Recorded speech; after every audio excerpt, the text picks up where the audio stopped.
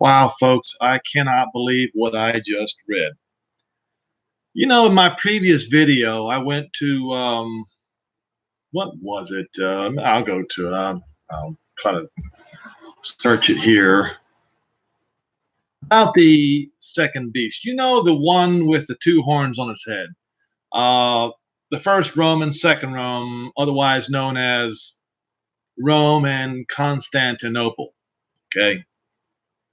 Or you could say the Roman Catholic Church and the Eastern Orthodox Church, whatever. But I can't believe what I just saw. There's a schism in the Eastern Orthodox Church right now over the Ukrainian Russia tussle, and I I saw on a website, what is it called? Russian News or Russian News Now .co.uk, and in it says no ban on Russian pilgrims to witness holy fire miracle after break with Constantinople. And lights started going off in my head, and I'm like, are you serious? And so I need to go ahead and search for call fire from heaven.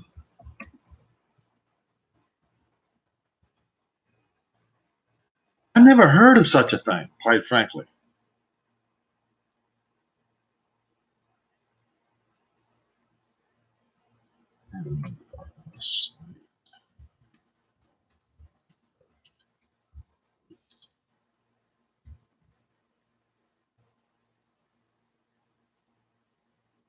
Okay. It was in Revelation 13.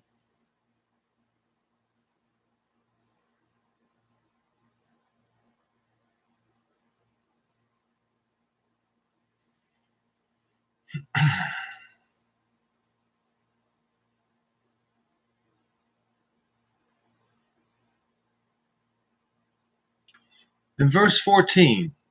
Oh, verse 13. And he does great wonders so that he makes fire come down from heaven on the earth in the sight of men. Now, you can read this as fire come from the God of heaven or the Elohim of heaven in the sight of men. And it says right here, verse 14, and deceives them that dwell on the land by the means of these miracles which he has power to do in the sight of the beast. Okay, so it's deception. It's not real. All right? So I mentioned something that it could be nuclear weapons or whatever in the last days. Maybe we haven't seen it. But when I read that particular headline, I said, okay, something's up here. So I decided to go and look up holy fire. I don't know. I'll be perfectly honest with you. I don't know anything about Greek Orthodox religion. So this is something absolutely new to me. So on Wikipedia, the holy fire is described by Orthodox Christians as a miracle. Notice that word miracle that occurs every year at the Church of the Holy Sepulchre in Jerusalem, of all places. On, as they say, Great Saturday or Holy Saturday, the day preceding Orthodox Easter.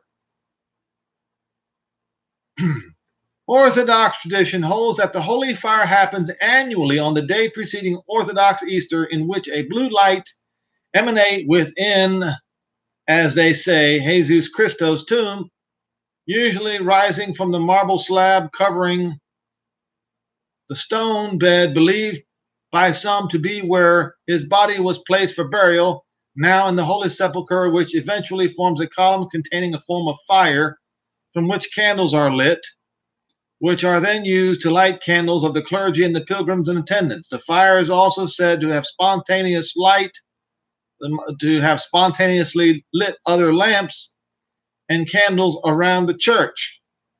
Pilgrims and clergy claim, I love how they use the word claim because that is absolutely accurate, that the holy fire does not burn them. While the patriarch is inside the chapel, kneeling in front of the stone, there is darkness, but far from silence outside. One hears a rather loud rumbling, and the atmosphere is very tense. When the patriarch comes out with the two candles lit and shining brightly in the darkness, a roar of jubilation resounds in the church.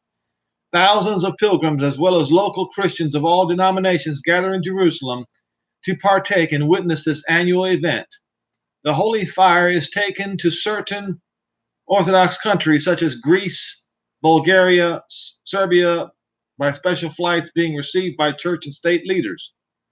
The historian Eusebius, Eusebius